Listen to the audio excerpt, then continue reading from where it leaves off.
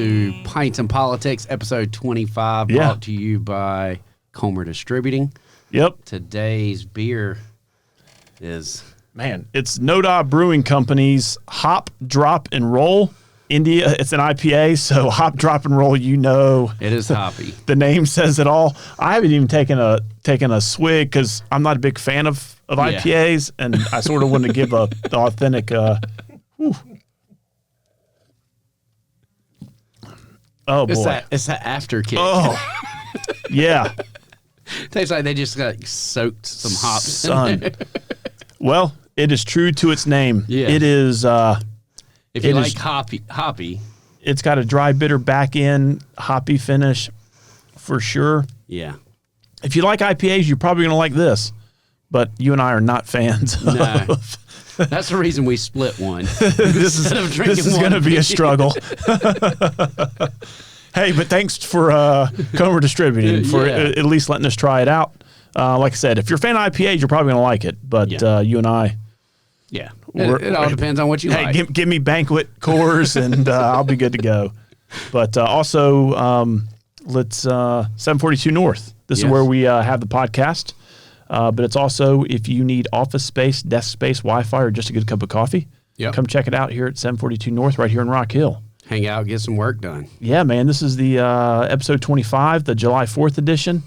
Man, what'd y'all end up doing? Well, wife's birthday is 4th of July. That's so we wild. had a party at the house, and it was good. It wasn't, her friend Laura had her 40th birthday, so Melissa wanted it to be more of a party for Laura instead of for her. So we had, I don't know, maybe 30 people over. Shot off a bunch of fireworks because my next door neighbor, Ben, he's a Navy chief, and he had some of his Navy people and then some other neighbors in the neighborhood. All joined in? Yeah, I mean, it was well over $1,000 of spent on fireworks. And everything's like at least 50% off. Right. So it was a massive fireworks show. Good deal. So that was fun. Yeah, we did the... it is our family tradition that we do not go down to the coast and get in all that mess. Yeah. So we stay at home, and we did the Johnsonville Parade. So if you live in the 17 acres of Rock Hill, this has been a sort of community parade that was started by a family just behind us on the Sumter Street side, Beverly Street side. And for all you people that's not from Rock Hill, that's the rich part of Rock Hill. It's like the in-town. Yeah, it's right next to Winthrop. It's got, the mature trees. It's picturesque. But yeah, so this family started a July 4th parade, I think back in the late 70s. I mean, it's been going on for like 40-something years now. And it was just started by a family. And I think it was their extended family, got some neighbors, and we say Pledge of Allegiance, God Bless America, a prayer. And they announce a July 4th parade queen. She hops in the back of an old Mustang. And there's a drummer out there. And everybody, comes in decorated golf carts. Camp Cherokee used to bring kids out. And so it was kids on bikes, scooters. We bring a speaker and play patriotic music in our decorated golf cart. But yeah, so both sets of grandparents now join us.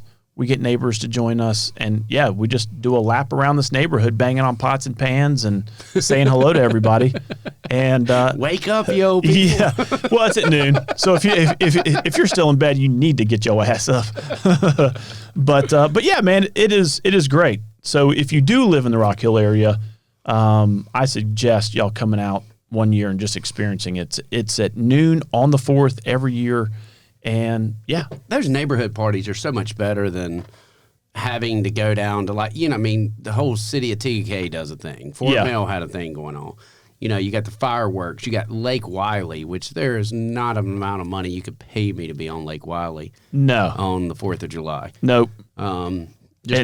Especially, man, I'm just a worrier. I just am. And I'm like, wait a minute. There's going to be a bunch of people out on the lake. A lot of them will be drinking. Yes. And they are not going to plan accordingly. The risk factor goes up. I mean, that's for me. That's most of the time on the lake. And I'm like, nope. I mean, are there Ubers on Lake Wiley? I don't know. There was a group that There needs to be. that was trying Just to to be captain people. Like they were renting out and doing barbecues out on Goat Island and charging people to go over there. Okay. And then they got shut down where they can't because you got to have a captain's license to do so.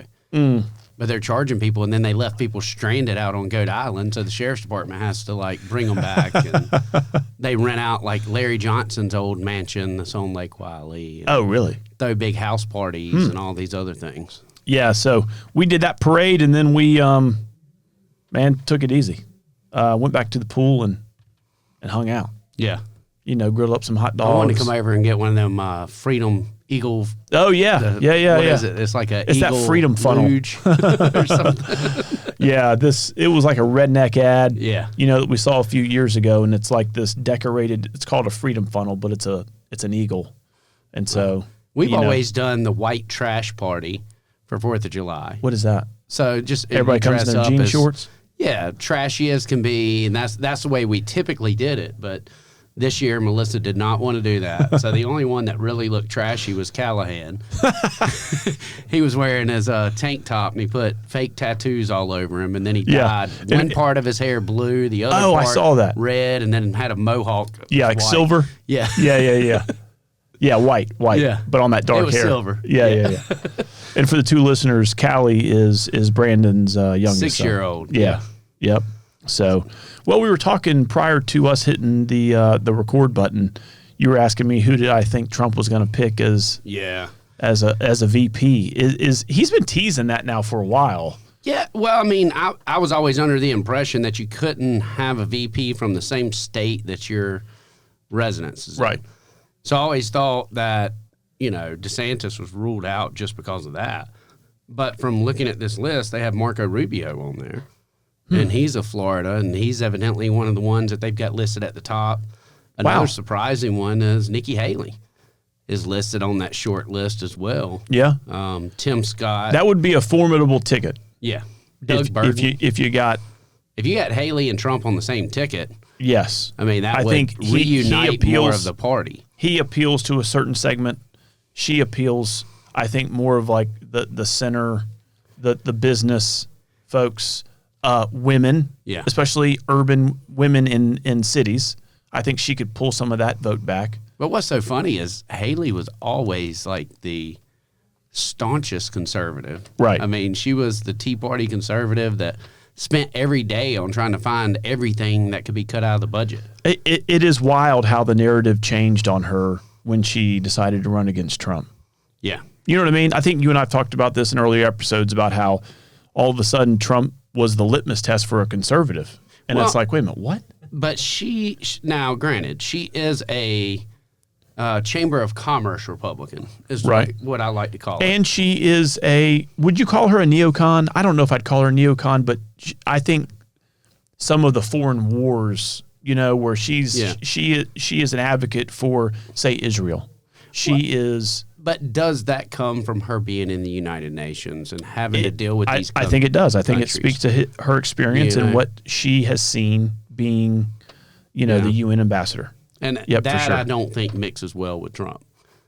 Because I think Trump is, somebody was telling the story. I think he lobbed a few missiles at some folks, and that was about the only thing he did as far as foreign wars. I forget where I was hearing it. I mean, but he was the only president that we did not enter into a foreign conflict under. Yes, correct. Since, I think it was Reagan. Wow. Yeah. But they were playing a clip or somebody talking about sitting with Trump whenever he met with the head of Al-Qaeda. And they were saying the difference between Wait a minute. Trump sat with the head of Al-Qaeda. Or no. Al-Qaeda? Nope. The Taliban, maybe. Maybe it was Taliban. When he was trying to negotiate a withdrawal. Right. Yep, so he said if one United States soldier gets harmed in this withdrawal, deals off. I'm going to kill you directly. Yeah. And then showed the guy a picture of his house. And just walked off. And I was like, that sounds a little bit different versus Biden being there and withdrawing and losing soldiers. Yeah. So, I mean, yeah. And, back to that VP list, that is a little surprising that Rubio's on there. Yeah. I mean, I like wasn't he the one Rubio. that started the whole Trump has small hands? Yeah, because he was trying to find something else. Well, but why is Rubio? Maybe Rubio just has, large hands for a man his size. So, I mean, but Marco Rubio appeals to Cubans. Hispanic voters, maybe? Yeah, well, I mean, he would be the first Cuban American, but I mean, Oh, yeah. half my family's Cuban. I can tell you, they all love Trump. Yeah. They want the furthest thing away from socialism as possible. Yeah. Well, especially from coming from Cuba and seeing right. what it turns into. Yeah. So, I mean, Ben Carson's on there and Byron Daniels as well. what was the gentleman's name from, was it North Dakota or South Dakota? Yeah, Bergman. Doug Bergman.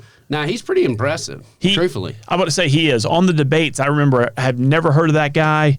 Wasn't he the governor? Yeah, but you start looking up what he's done. But his business. Yeah. Yeah, right.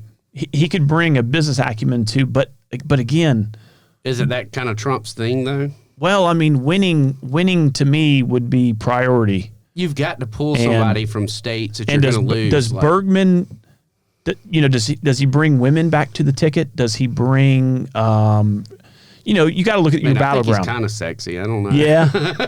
I mean, you got to look at your battleground states, right? I mean, battleground states being Wisconsin, Arizona, Georgia, Virginia, Pennsylvania, Michigan. Does he bring you those? I don't I know. don't think so. I wouldn't think so either. He might bring that Midwest a little bit more I don't know. We'll than, see. say, some of the others, but I don't know that we get back Arizona.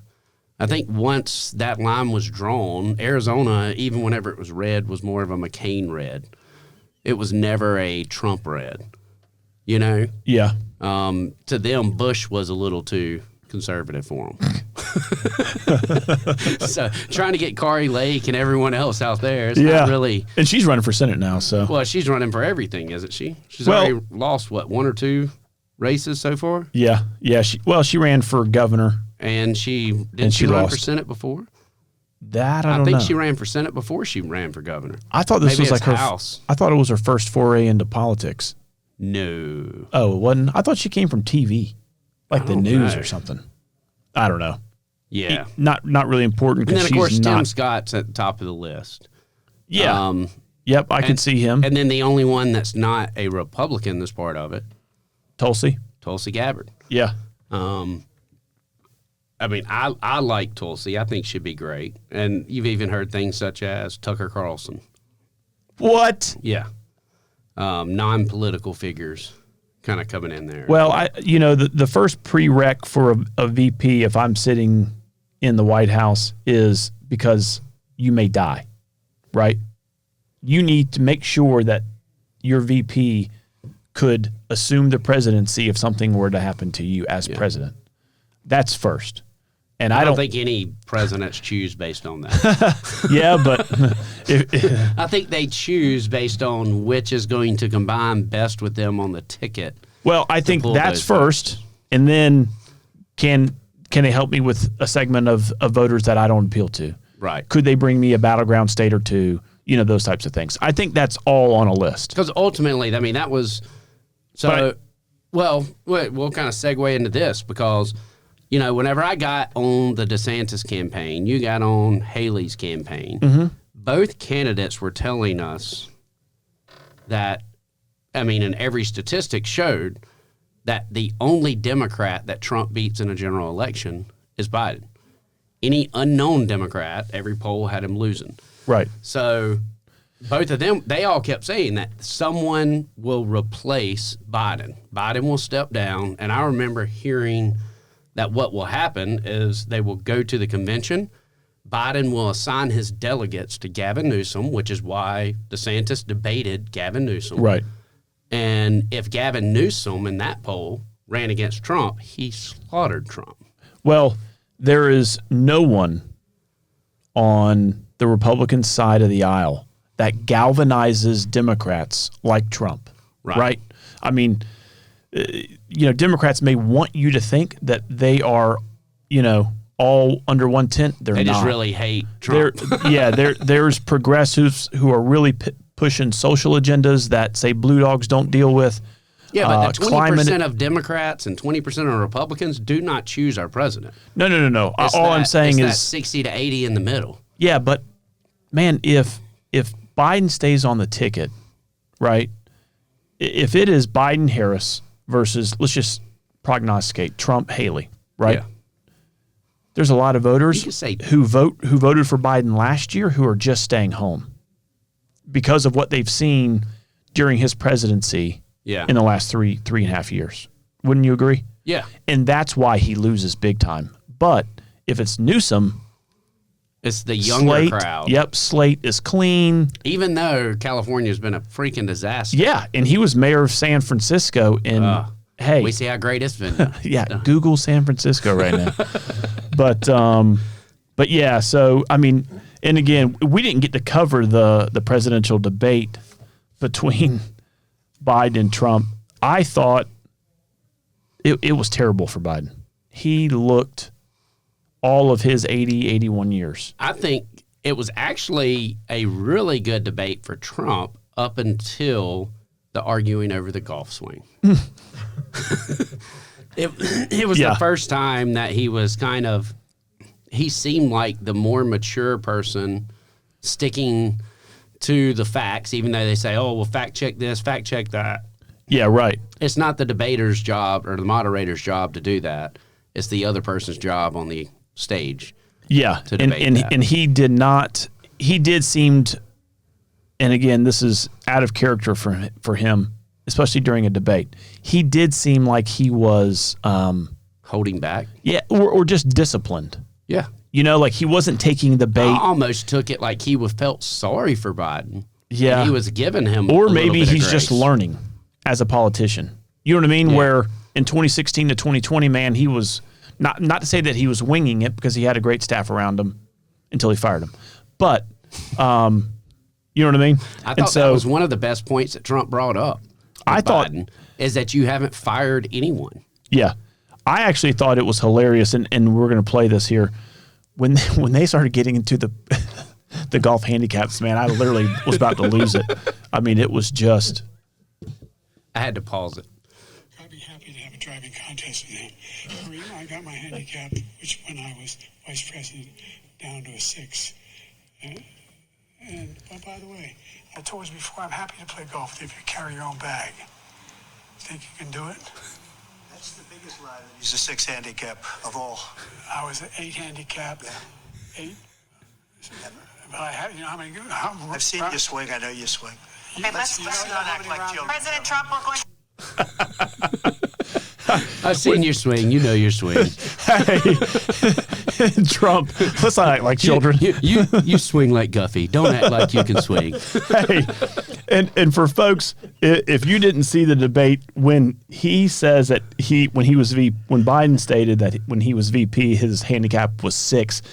Trump's face, he literally, I mean, just gets all contorted and like just head down. I mean, because Trump is an avid golfer. I mean, literally the morning after the debate, Trump's out there playing cameras golf. are out, and Trump was playing golf. Yeah. He's on a tee box, and from everything I read, he's a decent golfer. And so he just lays one right up the middle, and he's walking back to his cart, and he goes, "Yeah, you think Biden could have done that? I don't think so." So yeah, man, I don't know. I think It was the most childish debate that I've seen. And it was mainly because of that. And then the mumbling. And Biden, you know, I had the gentleman with the Democratic Party here arguing with me and trying to say that Biden just suffers from a stutter, like I'm making fun of somebody. really. Yeah. I think as a kid he did have a stutter. Okay, but I don't think anybody this. that That's what watches this that is. and thinks that it's a stutter. I mean, I wouldn't want you taking care of my parents. Nope. If you can't view that and say something is wrong here and they need help, Yeah, correct. and then his wife the next day trying to come out, you answered everything right, Joe. You got all the questions right. It was like the teacher like praising a child.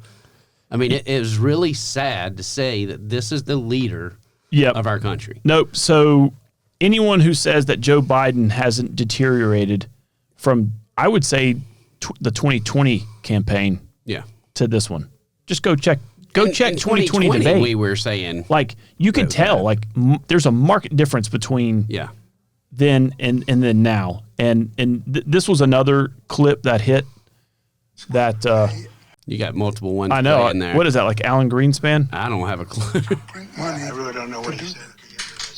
Yeah, but Trump hit him hard with that because Yeah. Biden was stumbling, and Trump just said, "I don't know what he said. I have no idea, and I don't think he did either." Yeah, well, and the worst for me was when I thought for Biden's appearance was when he said, "Yeah, we beat Medicare," Yeah, and I think he meant we beat COVID, yeah. and Trump just nailed him on it, just clobbered him. Well, And I knew it was bad whenever I had one of my far left leaning friends send me a text, and it just said the long version of the F word, and it said I'm gonna have to vote for Trump. yeah, so I don't know. I mean, there's a lot of time between now and November, so we'll see what the Democrat Party does. But you know, there's only been one other time FDR.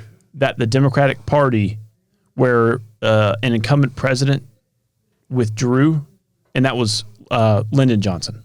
I So- thought it was FDR in Chicago. No, that Chicago was 68. Okay. Yep. So the Vietnam War was just killing his numbers. He wasn't popular, and LBJ decided to withdraw Okay. from, and that's when I think like Humphrey, Robert And- F. Kennedy. You know where the convention is this year, right? Is it in Chicago? Yeah. Oh boy. And they're going to have all the Hamas protesters and everything else there. Oh boy. Yeah. Well, so In the nation's, is it the top crime city? I mean, I know South Baltimore, really Chicago. Yeah, it's probably they're probably 1, 2, or 3 for sure in homicides and those types of things. So bad. so yeah, we'll see, and it doesn't bode well for the Democratic Party, right? Because the only other time that incumbent like Johnson withdrew in '68, they got clobbered by Nixon. Yeah, So I so still he don't- stays in. I think he's getting clobbered. The variable is if he gets out, who Well, the how ticket do is. you appease Kamala? You have to make her the first female president for at least a few months to appease her. Well, So that way she can put that on her resume if you're not wanting her on the ticket. I mean, Yeah. how do you do that? You know?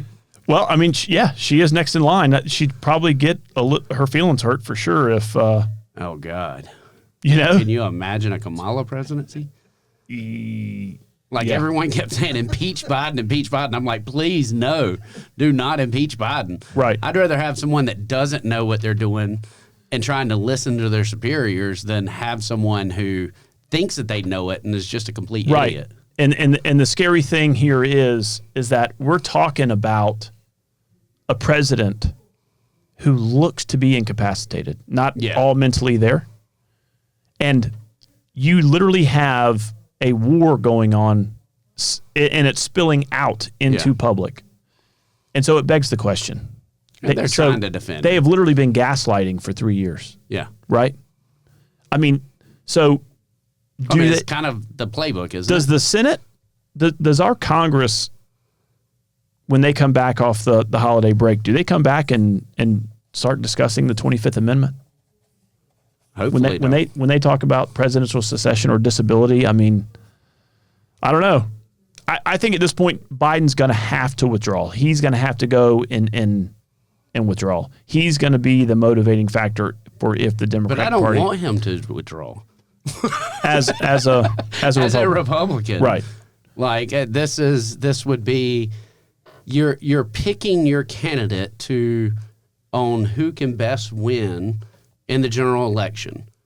And Yes. whenever you start talking about Biden being out of the picture, and if you have Trump who's pushing 80, Yeah, if he's not I mean, 80, but Trump you know, is 78, 79. Yeah. He's not far behind And- Biden by the age. Yeah, but obviously, But brain mental health? capacity, he's way Yeah. above Biden. So, but that age becomes an important factor if you're putting someone in like Gavin Newsom, who's say 50. Oh, I agree. You know, The landscape changes. Yeah. If It's- the I mean, Democrats that's change the ticket. at least, I mean, that's an entire generation difference. Yeah. No, that's So it just makes it difficult. So I don't want Biden to be out that way. I want to beat his tail in November, right. and we'll be done with it. And then on the take the politics out, look at the governing of our nation until January of Right, and 25. that's what fears. This is the most dangerous time, right? National security wise, Yeah. you would think, for our country. Yeah, but if you've something had happens, this that's whenever mass- you have to withdraw. You've had this massive flow of illegal immigrants on our southern border. Who knows who's already here, right? Because we have a president that don't know what the hell's going on.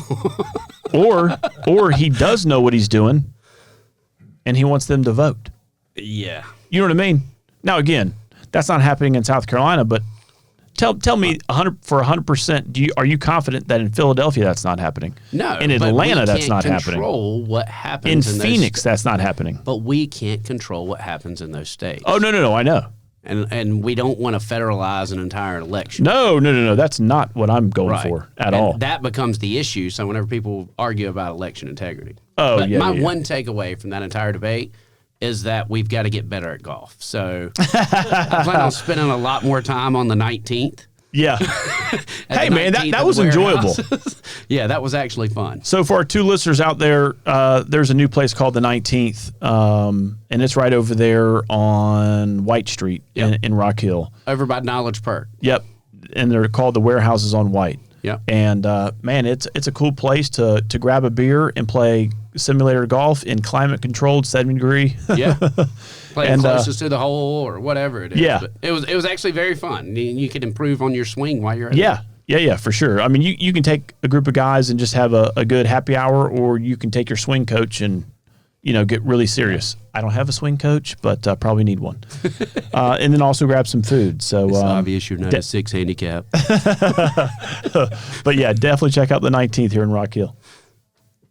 All right, man. So, getting into a little bit of, things that we deal with in the state legislature, I wanted to bring up the Committee on Children's sort of annual report again. I think we discussed this before because That was right at the beginning. I think one of our first sessions, we were going through it yeah, at the because beginning of the year. they were integrating some stuff from Gavin's Law, Into it. into some educational stuff. So, again, this is a joint citizens and legislative committee on children. So, it's made up of Senator Hutto, Senator Shealy, and Senator Rickenbach, who we know. And then on the House side, we have Representative Paula Calhoun, Beth Bernstein, and our very own Ray Felder. Yep. And then we have a couple of citizens on there. And then we have some ex officio members. Some notables are Ellen Weaver, R.D. Heck, Dr. Edward Simmer, Robbie Kerr with Health and Human Services. So, it's got a good mix of folks. But I always find all this information you could spend shocking. hours Yeah. just looking into all this. But a couple things I wanted to point out. Some of the highlights that is printed in this report. 646 children died in 2023, including 51 or 8% of those deaths by gun. Mm-hmm. And, when I saw that, I was like, I wonder if that number includes suicide, and it does. Yeah. Out of that 51, 12 children, died by suicide. And, you and I always talk about mental health and that sort of thing. And so a lot of this data is in that. And, as far as the suicide numbers go, good news is for 15 to 17-year-olds, that number is trending down over the last 4 years. Good. So it looked like in 2020, which is, it may be coincidental or it may correlate, but, 10 deaths by suicide amongst children 15 to 17 years old in 2020. 2021, 9, and that may be COVID related, being sort of 7 in 2022 committed suicide and then 5. So we've gone from 10 to 5 Yeah. from 2020 to 2024. So And I noticed the other thing was even in our deaths of children, our mental health cases of children in York County, we were one of the few counties that has actually trended down. as far as cases, Yes. yep. Compared to many of the other counties, the majority of them seem to be rising. Yeah. We were actually trending down. Well, And I think a lot of that's our focus on it. that's what I was going to say. I think, and maybe it took COVID making us aware Yeah. of the mental health of our children and prioritizing it. But yeah, I agree. I think mental health is now, it's not something that's sort of hidden in the shadows anymore. I think there's a lot of discussion, whether it's, in the household or even in schools, that you're talking about it more with our young people. So Well, and the biggest thing, whenever I started studying mental health, the thing that shocked me was finding out the majority of suicides are actually impulsive, right. and people don't realize that. Well, and you, So it's not someone struggling with mental health for the most part. Most of the time, it's someone having an impulsive decision. A boyfriend, girlfriend breaks up, or you have the situation of sextortion, or you lose a friend, or something Right. of that nature. well, and I think something that you brought up during your personal experience was the time it takes Yes. if a gun is in the house, right? 20 minutes. If there is a gun involved, it's typically 20 minutes from the time someone makes a decision to the time they commit the act. Wow. No, I'm sorry. Just on suicide, it's typically 20 minutes from the time they make a decision to the time they commit the act. If a gun is involved, it's less than 3 minutes. That's which right. goes back to Okay. the less than 3 Right. meaning, having a double meaning. But that gun just makes it so quick and permanent. Right. And that's You the could- reason we keep pushing the tomorrow needs you. Right. I mean, literally, as a young person, 15, 16, 17 years old, you could have, an emotional response to a social media post Yeah. or communication with a boyfriend or girlfriend, Yeah. and within 3 minutes, make a I mean, just we're rash. adults, and think about how quickly our life can change. And maybe it's me, but my mental health has always been kind of a roller coaster. Like whenever I'm at my peak, I feel like Superman. Doesn't matter what you say to me, everything bounces off of me. I'm confident in who I am. Right. But it doesn't take but one or two situations to start making you feel like everything you do, You you're start failing questioning, at. start doubting. You start doubting yourself. Yeah. And that's to me, that's where faith plays a big role. At church today, one of the things they discussed was that if you don't reach your children by age 11, there's a chance that they will never come to know God. Right. So a lot of it talks about reaching that youth and making sure that you're there. Right. So, in regards to South Carolina, I think this report talks about there's about an estimated 1.1 million children in South Carolina, and children being defined as kids 18 or under. And, 17 and under. And we're talking about mental health right now. 346,206 mental health services were provided to children But see, I don't even believe that's by South Carolina Department of Mental Health. yeah. So that's That doesn't Government. exist right now. right. I mean, all I'm saying is that's just with the Department of Mental Health. Yeah. So And we've seen how hard it was to get things done. And thanks to the Freedom Caucus shenanigans, we now don't have DHEC set up anymore.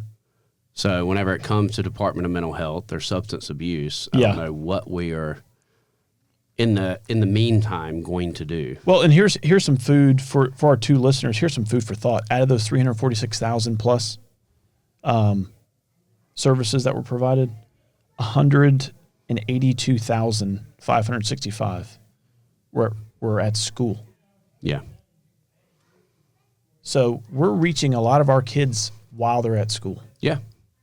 I mean, the psychologists or psychiatrists that my boys saw after everything happened with Gavin was actually the school district psychiatrists that would come and talk to them Yeah. because, I mean, and still, Cohen would miss class and had to make up all these days, which is one of the stupidest things that I've ever heard of. But, I remember him telling me about I'm so that. furious over that. But,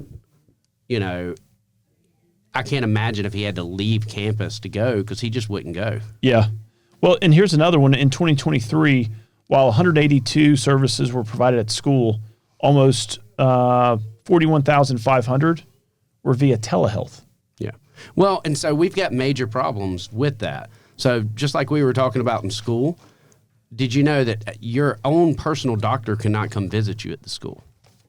You have to use the school district's Yeah. services. So if you've got your own psychiatrist, let's say that you've been seen, your own psychiatrist cannot come on school ground to have an appointment with you, which I think that's something we need to address. And then we've got issues, whereas we've just now getting to the point where we can pay for telehealth on the mental health aspect. Yeah, where it's covered, right. Yeah. And so just a couple of things that kids are dealing with. Obviously all these things got to be categorized as far as We need to have Ray Felder on here one day. Yeah, to right. discuss all this stuff for real. So top 10 mental health diagnoses, I'm not going to go through them. Some of them, attention deficit, hyperactivity disorder. it's like 90%.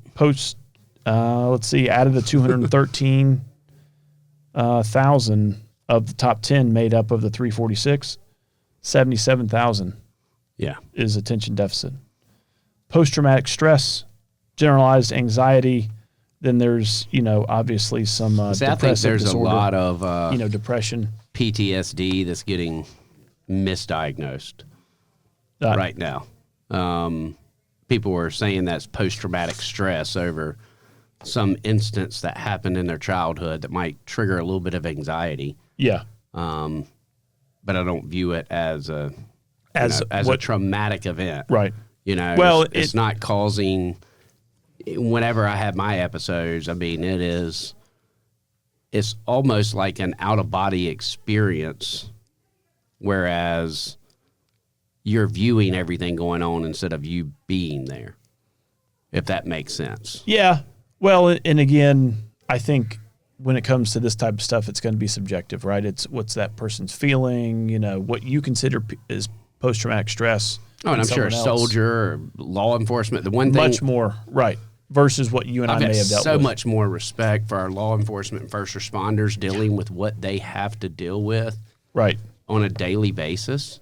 Yeah, absolutely. I mean, absolutely. I had a lady in Canada call me, and we deal with all kinds of issues, but with me getting some notoriety, I have people from all over the country call, and this lady was from Canada and started telling me about her daughter being sex trafficked and all of these things. And I just had to tell her, like, ma'am, I apologize, but my cup is running over. Yeah. Like, you're in Canada, there's nothing I can do about that. I don't know how y'all's laws work. Right. But I'm handling too much, carrying too much, I don't want to say drama, but that's essentially what it is, of everyone else's life. You have a certain amount of with. bandwidth. Yeah. And that's not something I care to put in my cup to carry as well. Man, I remember, you and I spent a lot of time together as legislators together. And I think you and I were riding together somewhere. Coming back from Florida. Yeah, for that conference. Just the amount of calls that I get. Yep, just from randos. Yeah. Like folks you don't personally know, but they got your number off of a website or something. And I think you dealt with 3 or 4, just in that 7-hour drive. Yeah. Yeah. Whether it was the parent calling you or the minor, the child calling you, saying that they were dealing with being extorted online, or, hey, I have a troubled kid, and that sort of thing. So, so another one of the highlights that I wanted to bring up is, and again, this is all compiled in the Committee on Children's Annual Report. Man, one of the statistics that I just wanted to bring up was children living in households that receive public assistance in the last 12 months. And, that total number, 25.5% of children in South Carolina receive supplemental security income, or SSI, cash public assistance income or food stamp SNAP benefits, which I was like, man, that's a high number. But digging into those numbers a little more, for a two-parent married couple, that number goes to 13%, 13.1. Yeah. In a single father household with no spouse present, that number is almost 30%. So it doubles there. Yep. In a single mother household with no spouse present, it's 50%. Shows you how important the father is in the household. I tell you, and again, it just, I mean, I grew up without a dad, right? Yeah. So I'm always amazed, and I always praise my mom. I mean, she had 5 kids. Yeah. Pretty much raised them on her own. None of us spent permanent time in jail. Most of us went to college. I've been there a night or two. I don't know. I mean, speaking for a friend or a sibling, you know. But yeah, that's a big jump. I mean, my mom didn't have 5 kids, but still, it was kids in married households. same. 13%. I mean, versus 50. And I can tell you, like with my mom, whenever I was coming up, it was shameful to be on government assistance. Right. So my mom would work 3 jobs, and I remember there was times where electricity might be cut off, or there's payday loans at Christmas time, or or rent an appliance, or rent a TV. Yeah, for sure. But there was also times where we were on public assistance, but it was very short spanned, and I never understood, like, well, why don't we just keep getting that? And my mom was like, no, we're not. It's not for us to require anyone else to take care of us. Yeah, correct. So it's grateful that it's there whenever it's there, but you need to learn how to work. That's right. It's a backstop, right? Yeah. In case that's the way it was set up. Supposed to be. That's the intended use. That's right. And along the same lines, another stat that just was. But with the cost of taking care of children and everything else now, I mean, it's almost like sometimes it makes more sense to not work if you got 5 kids because of the assistance you can assistance. get by not working. Right. Right. Because if you worked, you couldn't afford to put all those kids in childcare. Well, and that's why in South Carolina we indexed yeah. unemployment. Yes. There's, I think right now, currently, I think we just got a report back from Department of Employment and Workforce. There's something like 76,000 open jobs right now. 76,000 that their employers are looking for people to fill those jobs. And so in those times, we have indexed unemployment to be like, hey, no, when we got this many employers looking for qualified people, and you're not applying for a job, or depending on where you live in the state. You got to come off unemployment. Yeah, so. But another eye-opening statistic was the poverty status in the past 12 months. So children in households for whom poverty status is determined, income in the past 12 months below the poverty level. Which is, I want to say, total 50,000. Poverty is, I think it's around 38, 39 single parent, 50 for 2-parent. Okay. And so, man, income in the past 12 months below poverty level, kids, 20%. With my family size, I'm in the poverty level. Right. Now, we don't get benefits and stuff like that, but I'd be listed on there. Just because of the amount of kids me having 2 kids and myself and wife, sole income. Okay.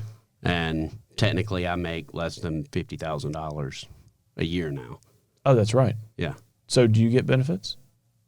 Through the state, I pay for it. Oh, okay. Yeah. But I don't get any government benefits. Right. So, again, looking at these categories of married couples with kids versus a single father household or a single mother household. Income in the past 12 months below the poverty level. Married, 7.4%. Single dad, 25.5%. Single mom, 45.1%. Again, some of these numbers, and again, folks, I was raised by a single mother. But just for me, and again, I know there's a lot of correlating data for why these numbers, why this math is what it is. But a lot of times you won't get benefits, and I didn't realize this until I started working with blue-collar jobs, and I had some employees tell me like they had to move out of the house that they were staying with. They were staying with their baby mama, and they left because they're going to come in and inspect, and they'll lose the benefits if there's a father in the home. So it's almost as if we reward a father not being in the home.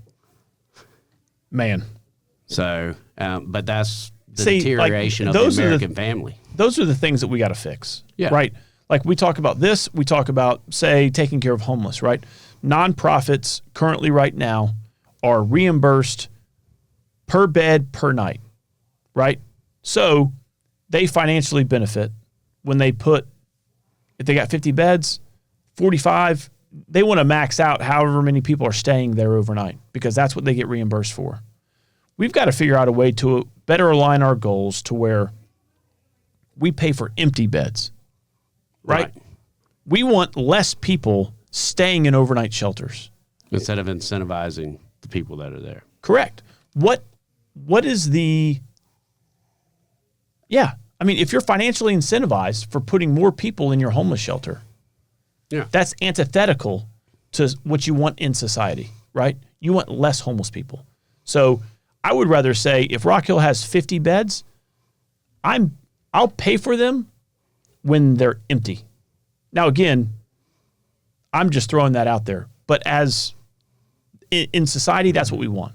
We want to incentivize to rehabilitate a homeless person or a person experiencing homelessness. I don't know what the proper term is, but we rely so much on government now where our churches used to provide those services. Oh, totally agree. It was the community that come together that helped out, and that community knows whether you're putting in the work and whether you are doing your best. And that's the reason, just like I posted last week, we had an elderly lady who, whenever the storm come through, she lives by herself. She's in a double wide, and her insurance canceled the week before the storm hit. Yep. This massive tree come down. She was scared it was going to fall and crush her house. And all I did was post and ask for people to help out. And the amount of companies that reached out, the amount of tree companies, pressure washing companies just saying, hey, I can't do anything with saws, but I got trucks and trailers, or I can provide some labor. Yeah, correct. And that's what we've got to get back to is taking care of our neighbor. And that's the old, I guess you'd say, the Masonic principles of taking care of the people within your community. Actually, that's a Jesus biblical thing. Yeah. But absolutely 100%. Our churches definitely have a role. Nonprofits have a role. I mean, that's our church is really getting involved with what we were just talking about, the homeless population in Rock Hill. We're really exploring avenues or opportunities of how we can make an impact on whether it's affordable housing, transitional housing for homeless who, now again, I mean, folks experiencing homelessness, there's a lot of reasons. A lot of it's mental health. There's some mental health, there's some drug addiction. There could be just bad domestic situations where a mom or a single parent will take kids out of a unhealthy environment. I mean, I'll tell you right now, if I was to lose my wife and kids to a tragic accident or something, I'd probably be homeless. Like I would disconnect from society. I would be one of those people. Like I just don't think that I could function in everyday society once with that type of trauma being piled on to what's already okay. So you know what I mean? Let's take that. So when you take a situation like that and you have someone who's experiencing a life challenge, how can we address those things? Mental health, whether it's mental health support, getting you back on your feet, obviously time as well, right? Yeah, because you don't recover from that in a week. No, you need to have a safe space where you're supported, you get meals, all those types of things. I mean, with it, and in my situation, we lost Gavin July 27th of 2022 within the first 90 days. Now, I had pretty successful one business and then partnership and a couple other businesses. But the one business that I was pretty successful in essentially lost $750,000 in revenue within 90 days. So one event And that is caused the failure of a business, right. then to the stress of having to move it to say, okay, well, I can't go bankrupt. So what do I have to do to get out of this? And it was Yeah. like sell it just to keep from going bankrupt. But that stress, I never want to go through the amount of stress that I went through mid 22 to the end of 23. Right. You know? And all the while, that is literally when you're dealing with the loss, yeah. and then you're also, I mean, you had a general election that Yeah. November of 22. And I didn't do anything for it. I mean, I really didn't have any stress over that. That Right. to me, being elected is the least important thing. If you Yeah. ask me who I am, me being an elected official is at the bottom of that list. Agree. You know, I think as it should be. I mean, Yeah. sorry, folks, should be. but when it comes to Now the only problem I have is like whenever fatherhood, husband, which now I've gotten the position with CyberDive, but prior to that it was like, what do you do for a living? And it's like, well, I'm an elected official. It's like, well, they don't pay but $10,000 a year. Yeah, I know. Right. Tell me about it. Yep. So one of the last ones I wanted to sort of touch on was child deaths. I think I mentioned before, 646 children died in 2023, which, I think national average, I think that's pretty high. I think per capita, we're having 67 kids die per 100,000. The national average is 48 and a half. So, But where did most of those deaths come from? but when you start digging into those numbers, 56, 56, 54 over the last 4 years, I'd say average 55% of all child deaths occur before the child reaches the age of 1. Yeah. 55, 56%. From SIDS or Yep. So that's malnourishment. perinatal, congenital malformations. So basically 75% of those early childhood deaths are perinatal or congenital malfunctions or accidental suffocation. Now I would say, And again, that's birth defects. That's things arising from, I think, that's what I was going to say. the way I think they- since the history of man, that has been pretty standard. yeah. So the perinatal is actually defined as, I believe it's from the 20th week of, in utero to the 28th day of life. So those are, anything, it could be, I mean, you name It it. could be a pregnant woman getting in a car wreck. Yeah, it could be a heart defect. It could be any sort of nervous system. It could be gastrointestinal the sac stuff. breaking. Yep. So that 55% of all child deaths from 2020 to 2023 is before the age of 1. Everything else is from 1 to 4, 5 to 9, and 10 to 14 age group. You're getting 50, 55 kids, deaths per age group. Where it jumps back up is in the ages of 15 through 17. Yeah.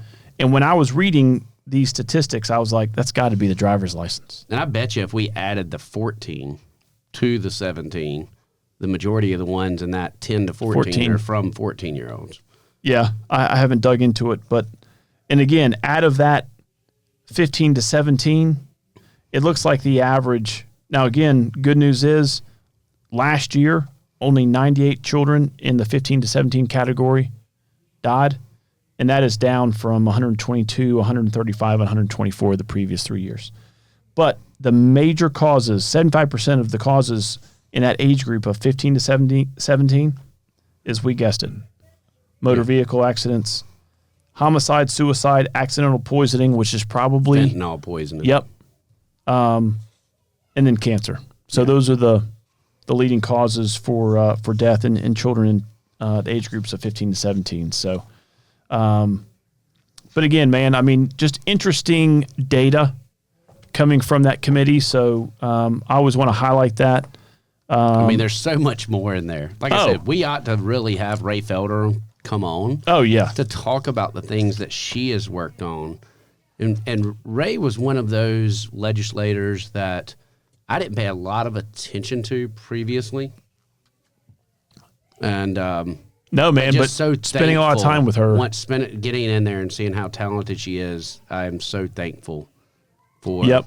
everything that she does and stands for. Absolutely, for sure. So, anyway, we will post how to get a hold of some of this information on our Facebook page. We'll just make Tad upload it page by page. But I'm sure there's a website or DHEC or some census data that we can put links to. So if you're interested, you can always check out the Facebook page on Pints of Politics. All right, so we're back, episode 25. In this segment, we got a special guest. Yeah, we've got 2/3 of the Porch Caucus with us, with Brandon Cox, representative, out of Hey, Goose Creek. you know the Guffey. four- You know the Guffey 14th. failed 11th grade when he says 2/3, and there's 3 out of the 4. That's 75%, dog. I was thinking 3/4, but I said 2/3. It's the ADHD brain. It's the summer day, and it's hot in here. It, I knew man. what you were saying, But Guffey. but you never go full Porch Caucus. No, you can't. Unless We you're started on the off- porch. Yeah. Not while it's being recorded, you know. Yeah, absolutely. Oh man. But yeah, so let's we are welcome. missing Lawson and his one-liners. Yeah, so we do have a special guest on this episode, Representative Brandon Cox, our friend and colleague in the House. He hails from Berkeley County and represents Goose Creek area. That's what, the 9th, 10th largest? I thought it was like 15th. It's the 8th. It's the 8th. The 8th largest city per Brandon Cox Yeah, yeah. in South Carolina. Welcome. Thank you. Thank Welcome you to for Pints the, and Politics, man. Thank you for the beverage also. Yeah, well, it's a little hoppier than Yeah. for our taste, but You might like hoppy. That's pretty hoppy. so yeah, man. Let's talk about your first term. I mean, you know, what was your experience? What, you know, sort of highs, lows, things that maybe you do over. Well, yeah. There would be a couple. One of the things I would not do over there was finding you guys. I don't know how we got linked up so early on. I think it was Lieber. No, it wasn't. No. It was you and I. You were gone. Yeah. Oh, that's right. During freshman orientation. yeah. That's And right. Somehow you and I just linked up, and I think we got a beer or something. And I was like, "This dude's really cool." And then, Yeah. you guys came, and then Started taking walks around the ground floor of Blatt. Yep. You know, in the intermission of all the orientation stuff. And yeah, that's true. I forgot. Have you about ever met anybody that doesn't like Heath? No, Isn't it annoying? no, it's not. That's why I hate it. Hey, my wife sometimes. So But yeah, yeah. that's been one of the highlights of this is just how we kind of got together early on before we started off in January of last year for the beginning of the session.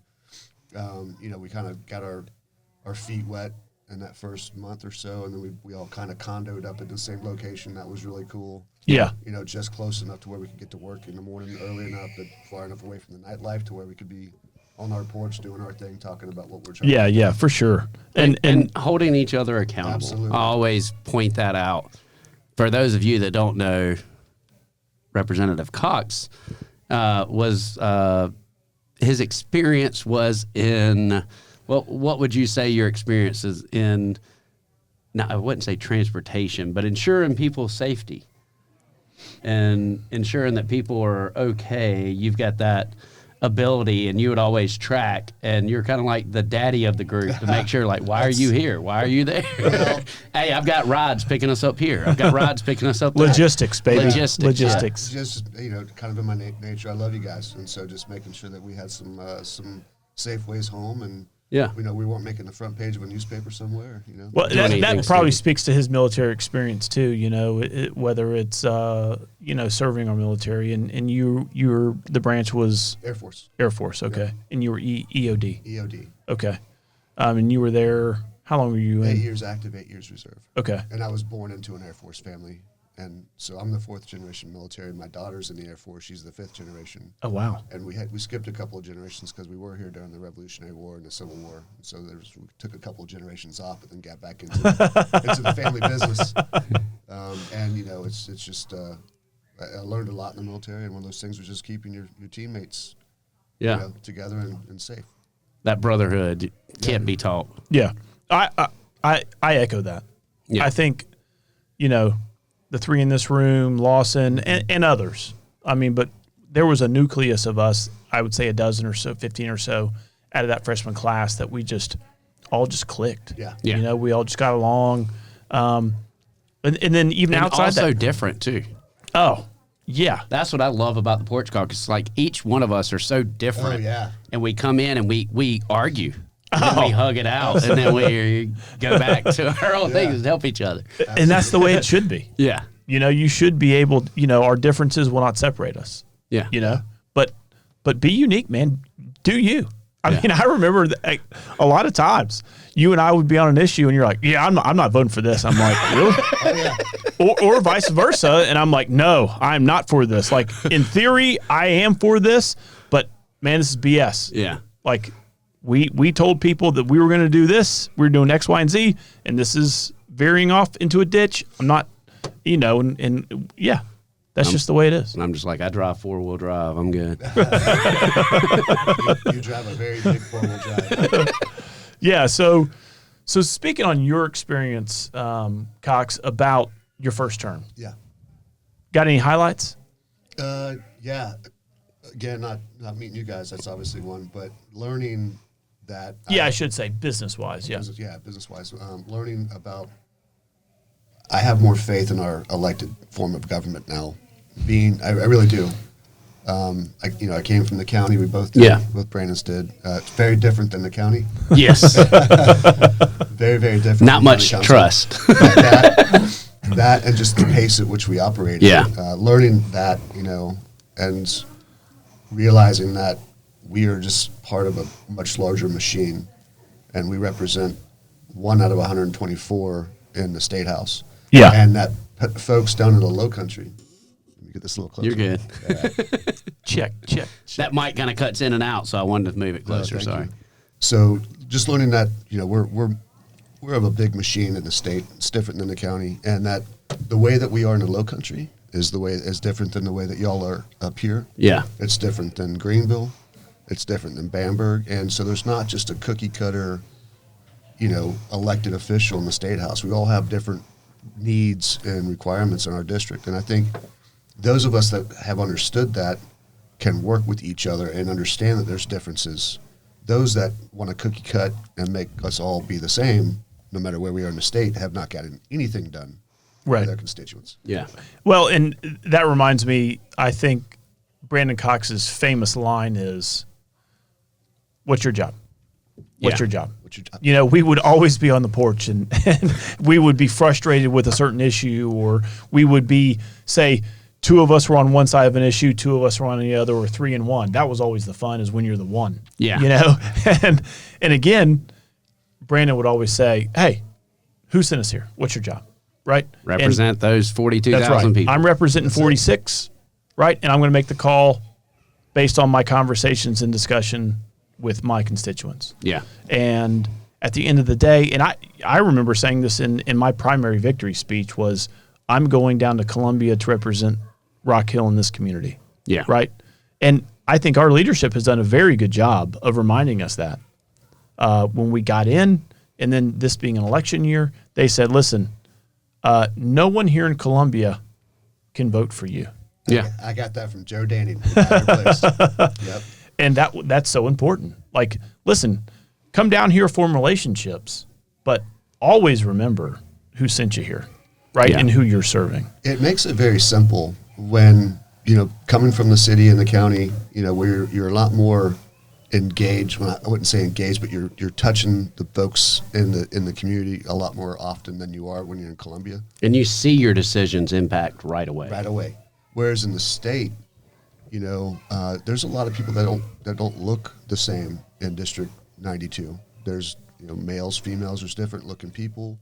I represent all of them, Right. regardless of what they look like and whatever their background is. And Even if they didn't vote for you. even if they didn't vote for me. Yeah, right. Absolutely. And I think that's what's fundamental about our job title, which is representative. It just makes it that much more straightforward of what we do in Columbia. Yep. And, and to echo what you're saying, I remember early on winning the primary, which is Republican voters. I remember some of the frustrations with some of the Republican voters in my district. They were saying, I don't understand. We can get done everything we want to get done as Republicans because we have a supermajority. And I said, well, what do you mean? You just want to ram through everything without even listening to the small, what I don't know what the number is, but there's like 36 or so Democrats. And Which they that said, works well whenever you're in power, but whenever you're not in power, so, and again, right. And so speaking to the model of government that we have, you know, I would tell that voter and that constituent, hey, listen, at the end of the day, we're going to vote the way we're going to vote, but we can't cut deliberation. We can't cut out the discussion and the debate on these policy issues, because to do that, those 36 members, I mean, out of 124, they represent what, 20% of the state. You're basically saying to 20% of the state, we're not listening to you at all. It's not even just that. And you can't. In my opinion, I go back to the Low Country is different than here. yeah, What your folks want here in Rock Hill might be a little different than what my folks in the Low Country are looking for. or the people in Greenville Or the people might in Greenville. want. And so, 100%. you know, and so, yeah, we have a technical supermajority, but just because we have a supermajority doesn't mean that We all District lie. 92 and your districts are different. Right. You know, so That's true. that's a very naive thought process for somebody to have. Is that I mean- we can just whatever they want to do. This one person, out of the entire but we state, get them. We saw that through the sister senators. So Yeah. you had Sandy, which was down in Charleston. Yep. Katrina You had in Katrina Lexington. and Lexington. And I mean, you know, those women represented more of a moderate Republican at best area. Right. So they're going to have different views. Yep. And now that the lines have changed a little bit, they've got, you know, stronger conservatives, as people up here would say. But the question is can they continue to represent their people, and will their people continue to send them back, or will they end up with a Democrat the next go around Well, I think because of it? first things first, you know, Senator Shealy, Senator Sin, Penry, up, you know, just south of us. Yep. They all lost their primary. Is now the folks who beat them have got to go to the general and win. Yeah. Right. And then once they do that, how do they represent the whole district? But to your point, that's Yeah. true. Give them 4 years, things may change. And the hardest thing that I've had to learn with being in politics is it's not always listening to the loudest voice. It's listening to the majority more so than just the loudest voices. Yeah. Unfortunately, those loudest voices often get the headlines. Yeah. And, you know, I'm back in District 92. I've had to have conversations with loyal supporters of me since I was on the city. And they're asking me, what in the world are we doing in Columbia? And I'm like, where are you getting your information? Let me guess, Jonathan Hill Substack or the Freedom Caucus, which just repeats. Did you get Jonathan that Hill's. bad Bill email? You know, when he pulled out the healthcare czar, I was like, all right, let's talk. Where did you get that information? So you peel back one layer of the onion, and then you talk to folks and you give them the actual truth. They're like, oh. I said, don't buy the hype, dude. Yeah. So we literally had a constituent, not going to name her, but, you know, emailed me, you, and Ellen Weaver Yeah. on that issue, then came in thinking we were going to amend sine die to take back up that bill. And I said, listen, there has been no plan to do that. I don't know who's telling you this, but coincidentally, the Freedom Caucus was having a press conference just prior to, and I'm like, these jerks literally are telling people a lie to get them down to Columbia to have a press conference, just to have people at their press conference. And I'm like, oh my God. Hey, they're crafty, man. You know, I heard an interesting, I was listening to a podcast and I heard the guy make a comment about searching for truth. And he said, it's so important that we have leaders, and whether it's in business or in our government, search for truth. They're always curious, right? They're always exploring and trying to understand what's the truth in whatever the policy is. And for some reason, over the last decade, it seems like that's not present in some of our elected leaders. And it was the back end of his comment that really resonated with me. He said, when we stop searching for the truth, our reality becomes totally different. Yeah. Right? When truth isn't the important thing. I mean, look at our country. Right.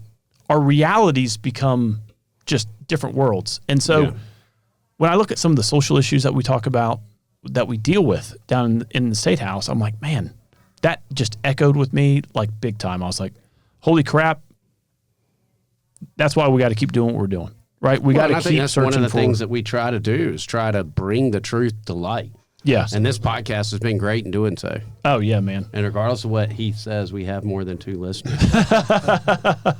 So, Brandon Cox wanted to also, we're talking about highlights. Yeah. You have a personal highlight that, I co-sponsored, Guffey co-sponsored, several other Representative Jermaine Johnson co-sponsored. Me being a history buff, man, the minute you said it, hey, what do you think about? And you talked about this issue, I said, hell yes, 100%. Yeah. It needs to happen. So let's talk to the 2 listeners about your legislative highlight. And if there's any filmmakers out there, y'all might need to really consider making a movie out of this. Yeah. Well- absolutely. So when we got elected, the 3 of us, 4 of us, with Lawson, I started looking deeper into our history, and I found Robert Smalls, and I was like called to him. It wasn't something I was searching out, and I found Robert Smalls, and I said, "Man, this guy is amazing."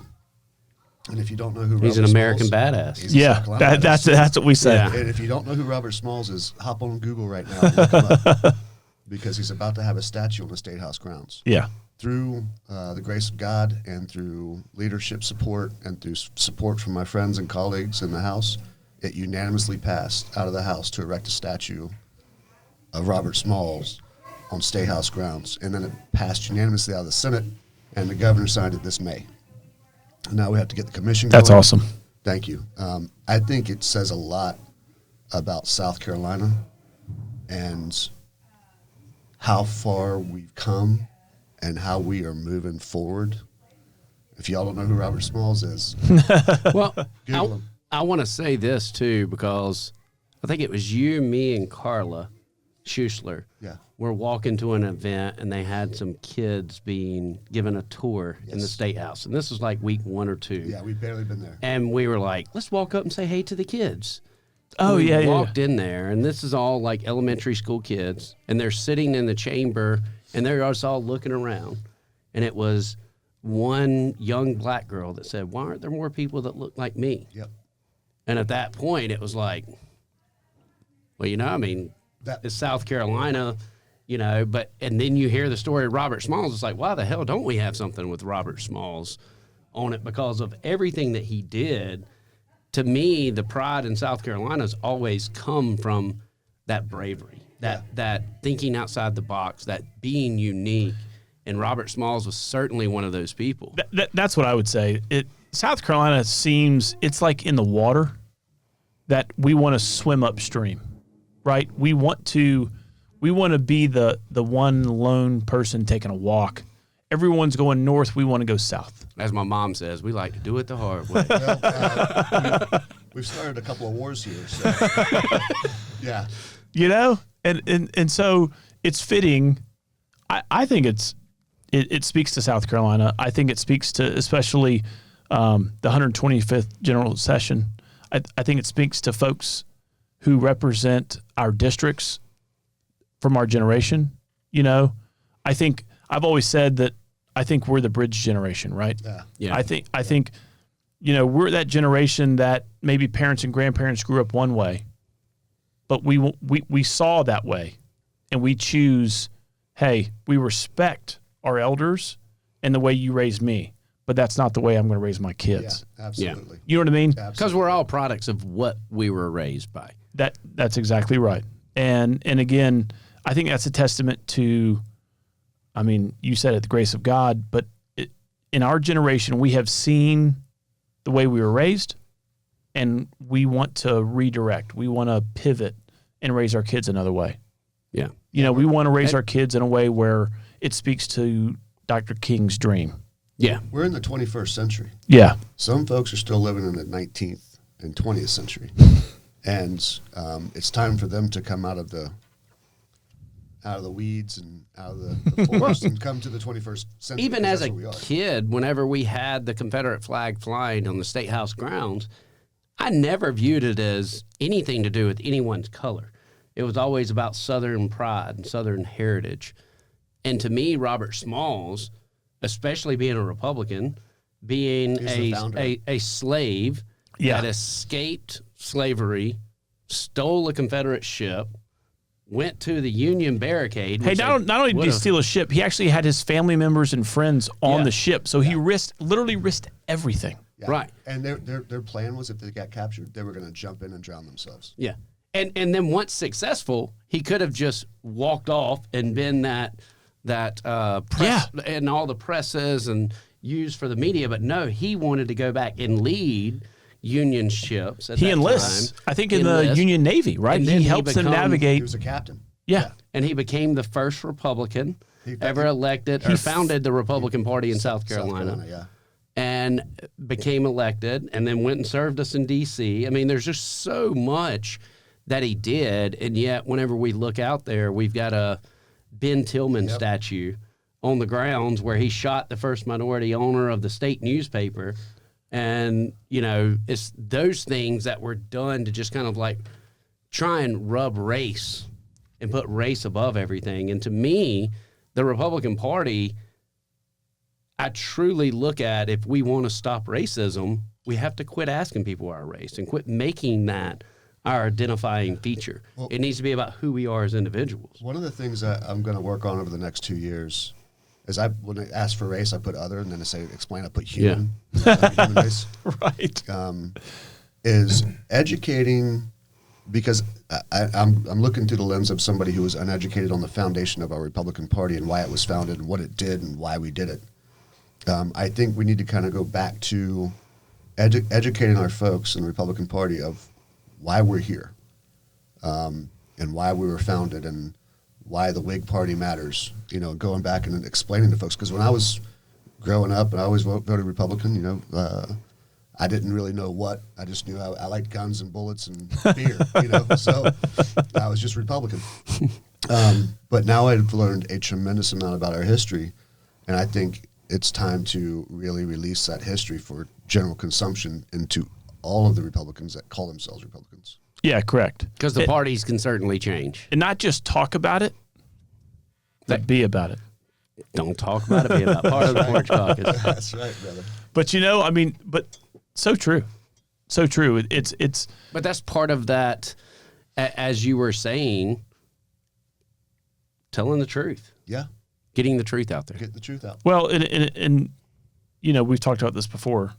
Preach always, speak as little as possible. Yeah. Right? So we look around our Republican caucus room right now. There's not a lot of folks who don't look like us. And I think it's upon us. It's the duty of what our generation is bringing to South Carolina leadership. We need to start looking at folks that don't look like us. And I'll tell you right now, I disagree. there's I disagree completely. I think if you're looking at anyone based on their skin color, No. then you fail. I'm not saying Yeah. that. What I'm saying is their experiences and what they bring. yeah. Here's what I'll say is I live in the Low Country. You know, I'm 20 miles away from Fort Sumter where the first shots were fired. I'm 17 miles away from the slave market. The Low Country looks a little different than different parts of the state. And I will say right now with certainty that the race that the Republican Party was formed to help, whether you want to call it race or not, is coming back to the party where I'm at. Yeah. And part of that education is telling the truth. And when they said there was a big swap, but it didn't really happen. And I can explain more. of That was just some Oh, leaders. Yeah, as far as some realignment back in the Yeah. 60s. Yeah, right. But and so I think there's a move happening right now, and I'm seeing it firsthand in District 92 and the surrounding districts. This speaks to, I just saw Chris Slick on Twitter talk about how, and again, not advocating for or against, but he brought up the fact of compensation for legislators because he wants to make the General Assembly more diverse, Yeah. right?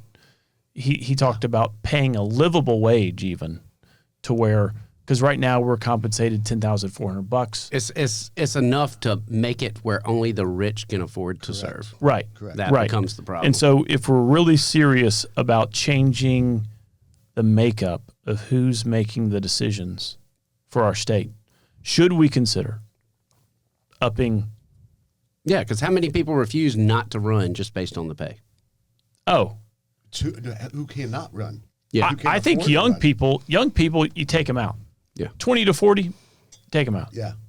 Who can afford to be there? Yeah. Yeah, I got a family. I can't afford to feed my Absolutely. family on There's that. I can't no be gone way- 6 months out of the year. Correct. And so Heath Sessions, that was 25, or Heath Sessions, that was 35. There's no way I can do it. Yeah. Right? All right. Back at it with our special guest, Representative Brandon Cox, out of the 10th largest city in South Carolina. 8th. Well, let's talk about the governor's vetoes. I mean, don't even sound like a South Carolina city is named after some Canadian bird. I mean, Well, let me shine some light on that. Francis Mary's grandfather actually received a land grant in Goose Creek from the King of England. So, so a redcoat. You're one of them, huh? Loyalist. yeah.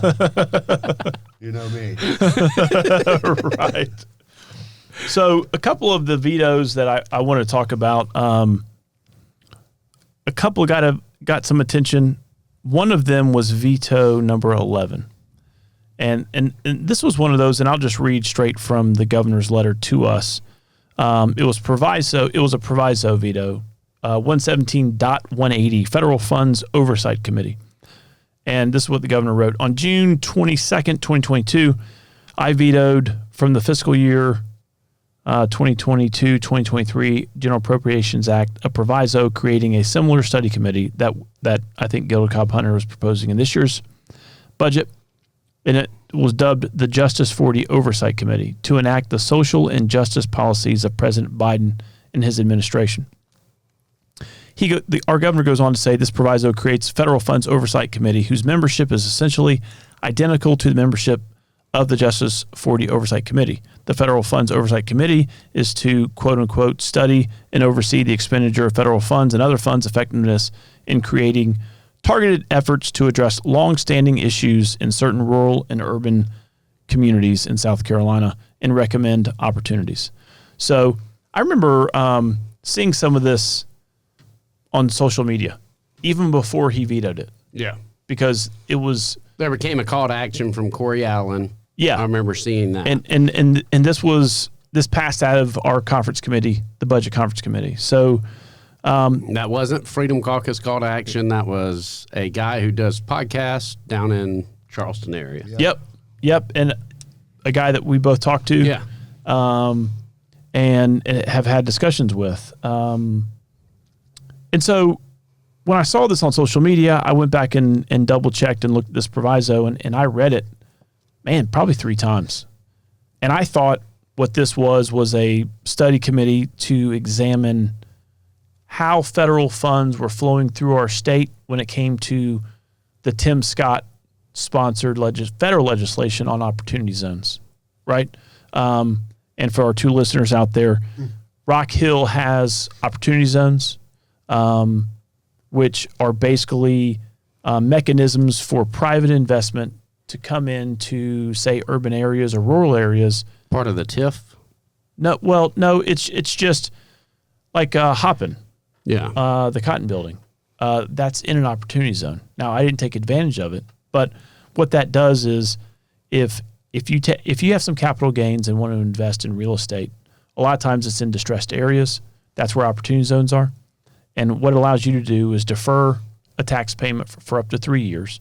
And then if you hold that asset or property for 10 years, you don't pay taxes on the difference. So if you bought a property for, let's just say, $100,000, held it for 10 years, you're only going to pay taxes on the $100,000 investment. If you turned around and sold it for $300,000, 10 years from when you bought it, you wouldn't pay the taxes on the 200 delta.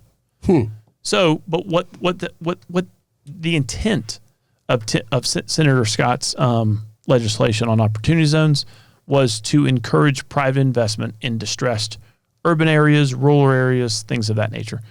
So when I read that proviso, that's what I thought it was speaking to.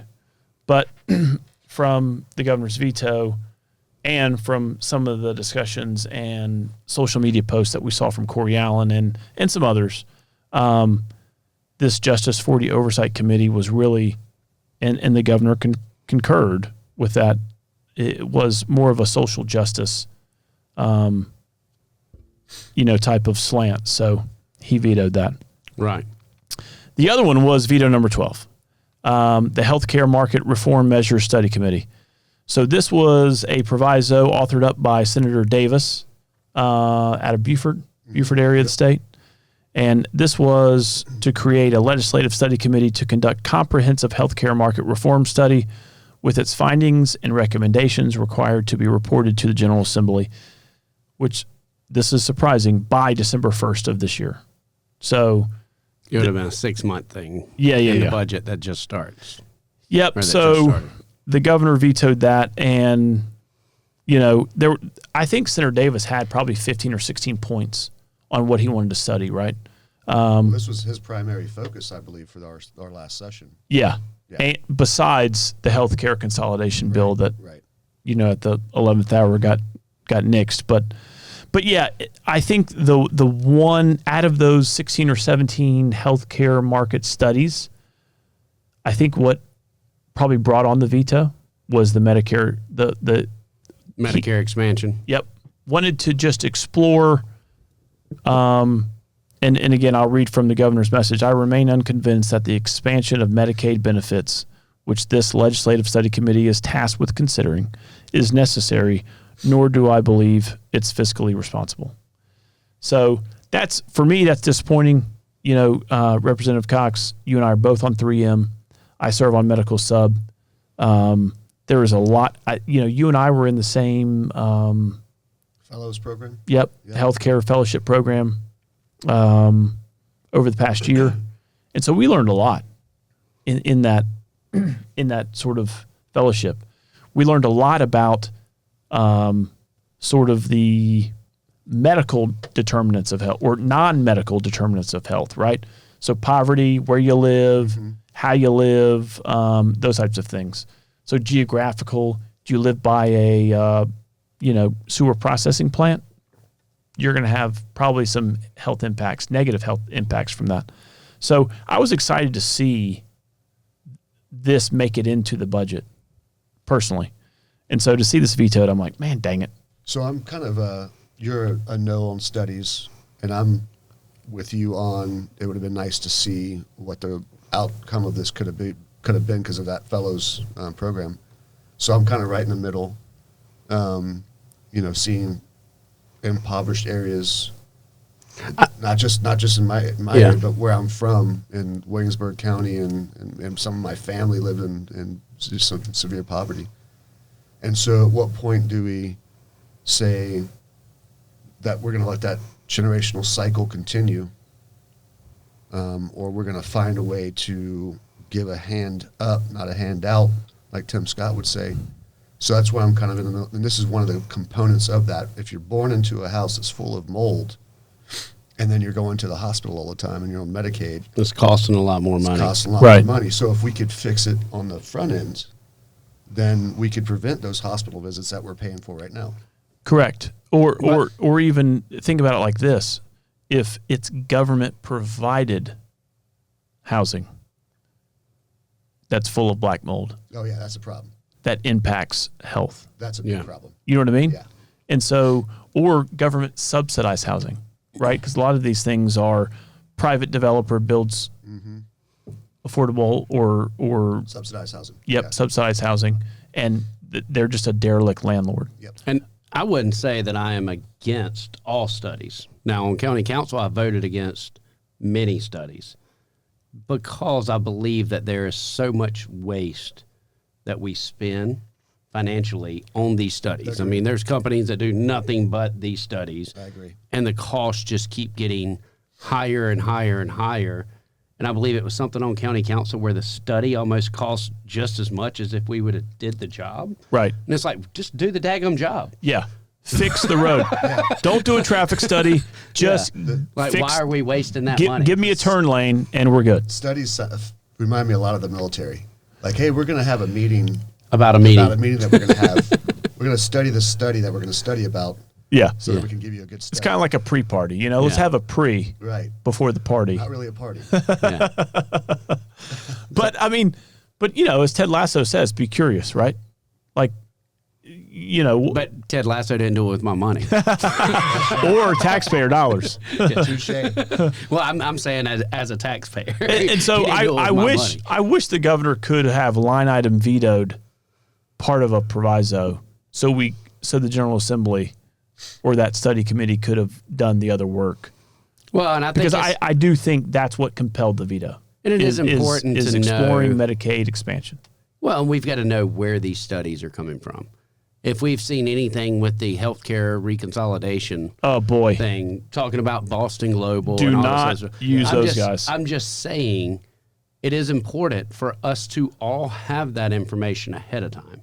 Too often, we just approve money for a study, and then we have no say so on where that study is coming Yeah, from, who's doing the and who's study. doing the Yeah. study. So all of those things are important. oh totally agree. Yeah. So, you know, for the two listeners out there, just, you know, sprinkling a little humor on the segment. I did ask AI, why are Republicans scared of Medicaid expansion? Hey, really quick before you do that, I was a keynote speaker at an event here in Columbia a few weeks ago. I had AI write my speech. And You are not the first. You did a great certainly job. won't be the he last. did a great job. And so, as members of the AI I committee, don't write any speeches. I don't either. AI does. No, I just stand up and talk. yeah. So I did ask that question. I said, why are Republicans typically, you know, not scared, but why do we oppose Medicaid expansion?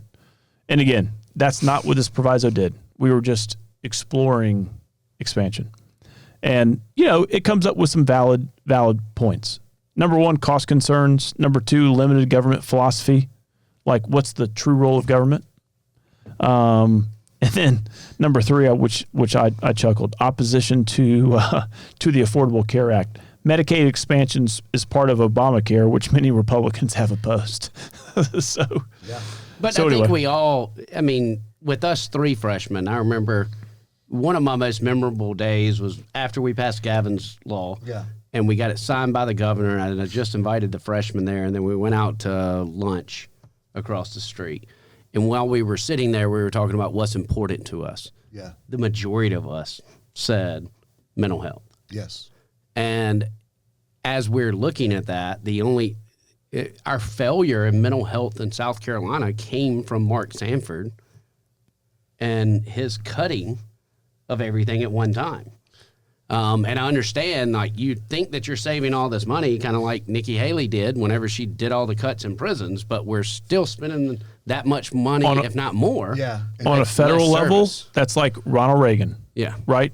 Everyone who was a Reagan fan, you know, was so slapping him on the back about cutting costs.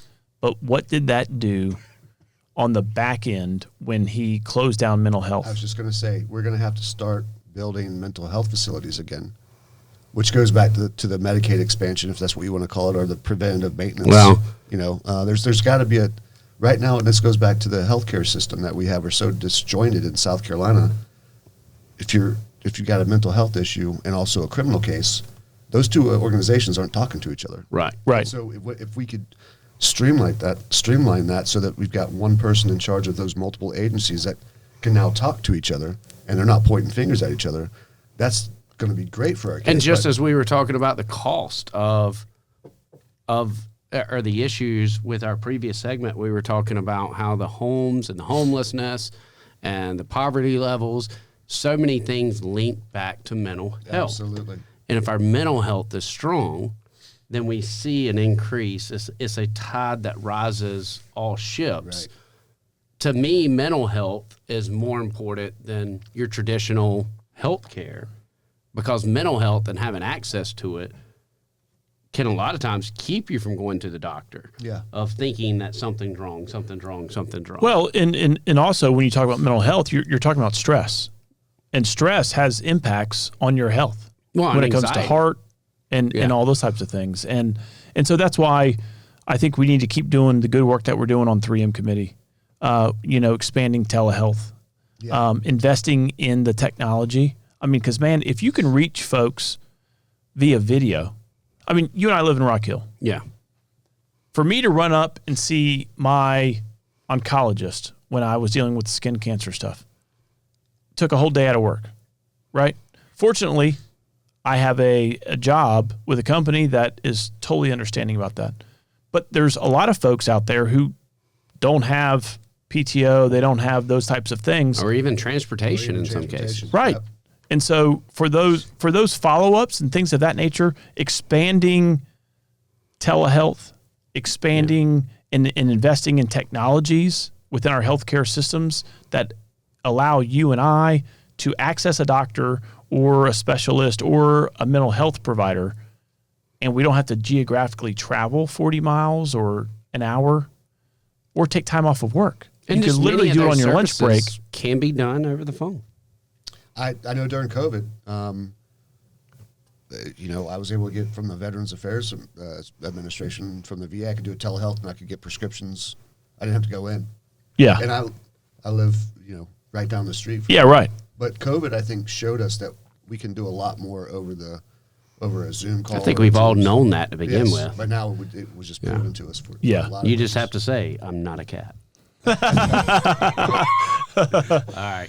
So, well, Brandon, thanks for joining us, man. Thank you very much. It's an honor This to be here. this was a treat to have you in with us. At some point, we're going to have to get him and Lawson. We got to have the entire porch call. Yeah, that's right. Yeah, We might have to film it on the porch. I was gonna, maybe that or at the Bev Lab.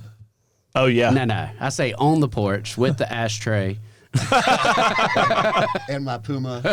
Yeah. Your Yeah. Ralph Lauren Yeah, robe. Ralph Lauren. At Lawson's Puma That's right. tracksuit. Well, Thanks, guys. yeah, man. Thank you. And thanks for the 2 listeners for tuning in. Episode 25. Want to shout out to our sponsors. Hey, what'd you think about the IPA, the hop, Well, drop, and roll? Apparently, I'm still drinking it, so it's pretty good.